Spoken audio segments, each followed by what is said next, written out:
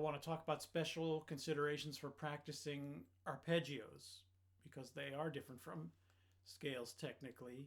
The nice thing about scales, particularly on a woodwind instrument, but it's not so different for the brass instruments, is the notes being close together eliminates various technical problems of wider intervals. And the step to step to step, or if you're playing a chromatic scale, the half step to half step is really important for getting a feel for the most common intervals you will play on your instrument, which are whole steps and half steps, and organizing those whole steps and half steps into the various keys and understanding how they feel to your hands, how they feel for your voicing. That's all important. Arpeggios spread those out, and there are many more awkward connections. So it's important to practice them in varying and interesting ways. In the PYP scale book, they're simply spelled out.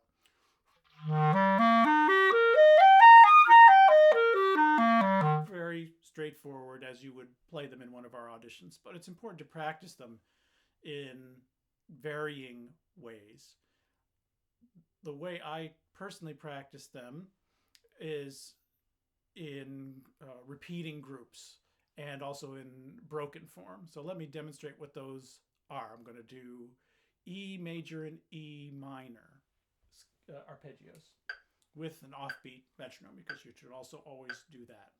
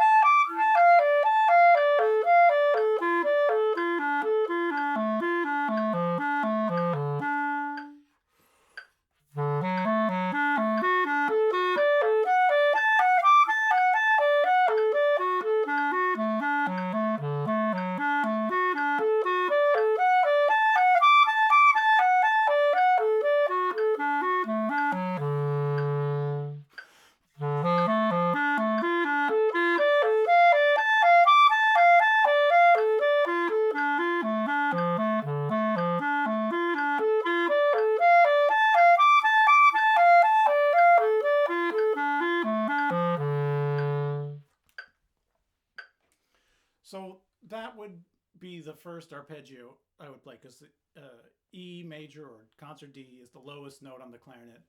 I play those and then I ascend chromatically. In fact, I always practice whatever scales and arpeggio forms I'm doing in chromatic order: major, minor, then go up a half step, major, minor, rather than going around the circle of fifths. I find that it's a natural feeling for transposition, which is one of the things that clarinetists have to do and many other instruments have to do at some point. So I like moving up by half steps. In terms of the technical execution, the main difference are these wide intervals. And I like to think of trying to make your instrument as much like a piano keyboard as you can.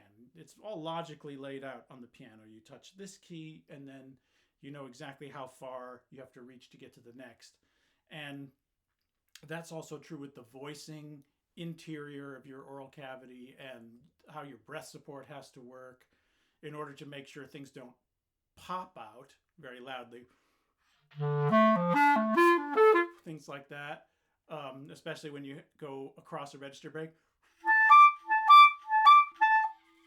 Things like that. You want to avoid that. Of course, you want to sound as smooth as possible, and also so that each note is as resonant as it's possible. You get really good resonance when you practice chromatic scale.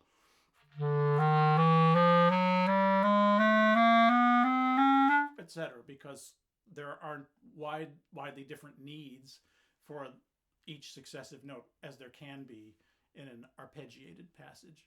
So the main concept is, just like in the scale, support the air throughout as if it were a long tone.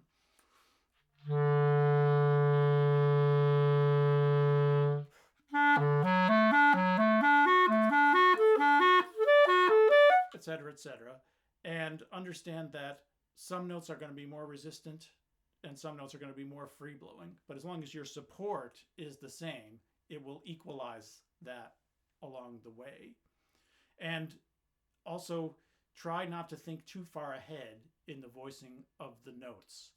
In other words, if you're constantly adjusting the voicing for what's about to come, you will interrupt the flow of air and sound.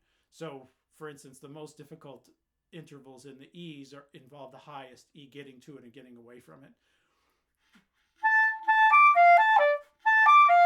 Or whatever it is in there. You want to think of each note as lasting very long and then suddenly changing, not constantly moving. You want to avoid that sort of thing. So that each note it's slotted in the way you play it, almost, again, like it's laid out like a piano keyboard. Never play anything faster than you can execute it perfectly. If you're having trouble with only one part of it, you could suddenly slow down by half.